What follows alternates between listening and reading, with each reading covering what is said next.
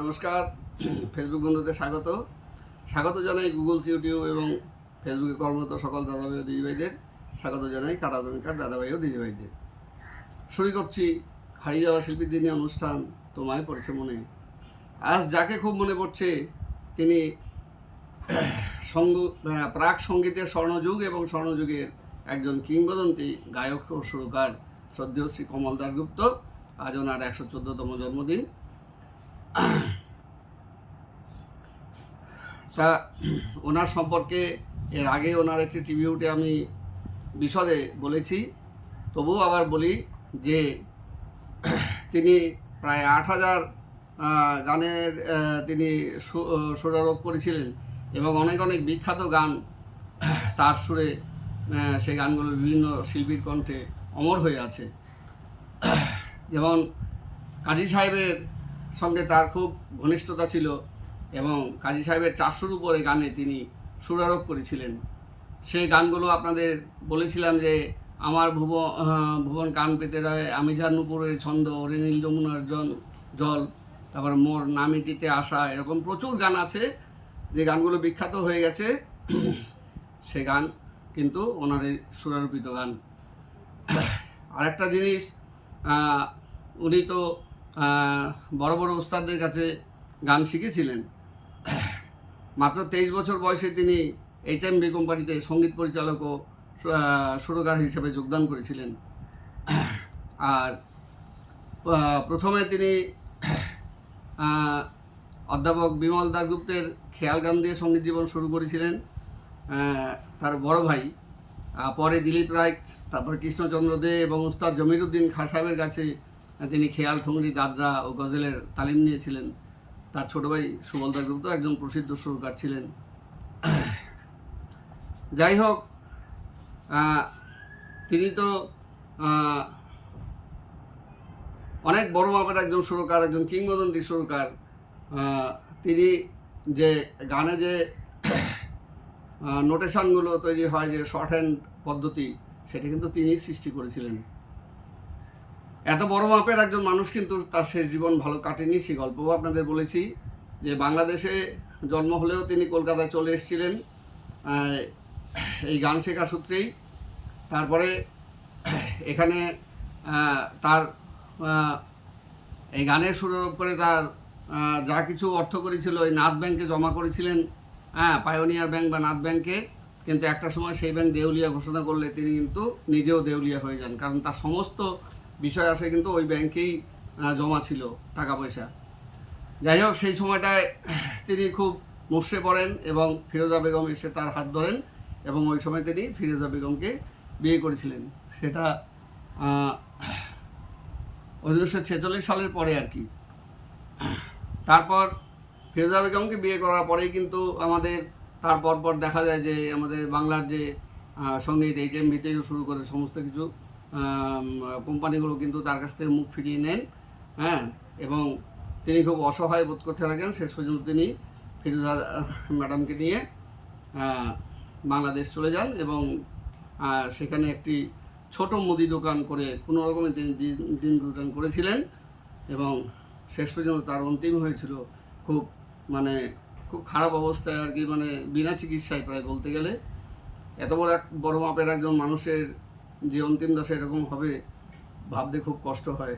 যাই হোক, আমি আজকে ওনার একটি সুরারোপিত গান, শ্রদ্ধেয় জগন্ময় মিত্রর কণ্ঠে, সেই গানটি বিখ্যাত হয়েছিল, অতি বিখ্যাত হয়েছিল। পরবর্তী সময় আরও অনেকে সে গান গেয়েছেন। এই গানটির জন্য অনুরোধ করেছেন অবশ্য আমার অফিসের বিশিষ্ট বন্ধু শ্রী অনুপম পাল, দমদম এয়ারপোর্টের বাড়ি। তা উনি আমাকে এই গানটি অনুরোধ করে রেখেছেন অনেক দিন আগে, তাই আজই সেই গানটি আপনাদের শোনাবার চেষ্টা করছি কারাওকে সহযোগে।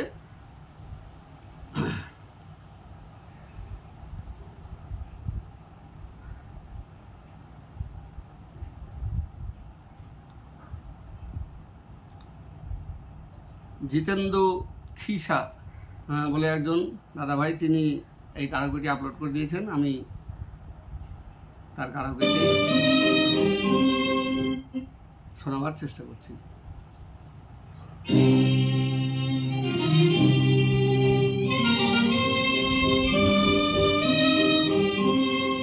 আমি দুরন্ত বৈশাখী ঝড়, তুমি যে বন্যে শিখা।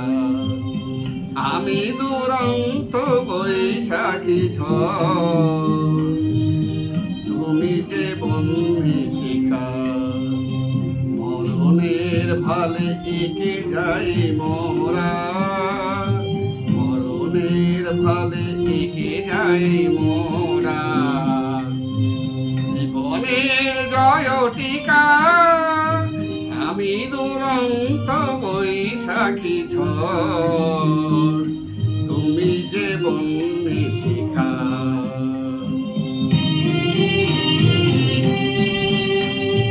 মোদের প্রেমের দীপ্ত দীপক রাগে, দিকে দিকে ওই সুপ্ত জনতা জাগে।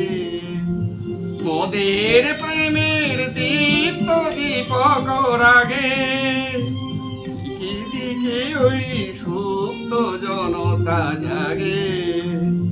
মুক্তি আলোকে ঝলমল করে, মুক্তি আলোকে ঝলমল করে। আধারের যবনিকা, আমি দুরন্ত বৈশাখী ঝড়, তুমি যে বন্যে শিখা।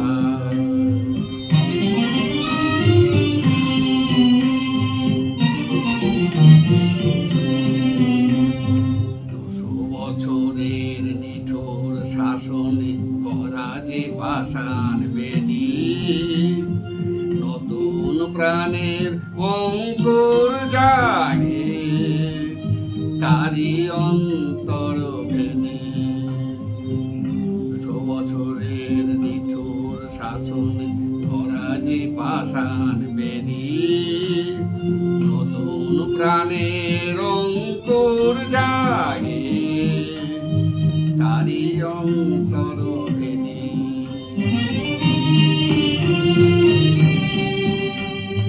তোমার আমার পুণ্য মিলন ব্রতে, আশার কমল ফোটে অশ্রুর স্রোতে। নব ইতিহাস রচিব আমরা, নব ইতিহাস রচিব আমরা। মুছি কলঙ্ক লিখা, আমি দুরন্ত বৈশাখী ঝড়, তুমি যে বন্যে শিখা।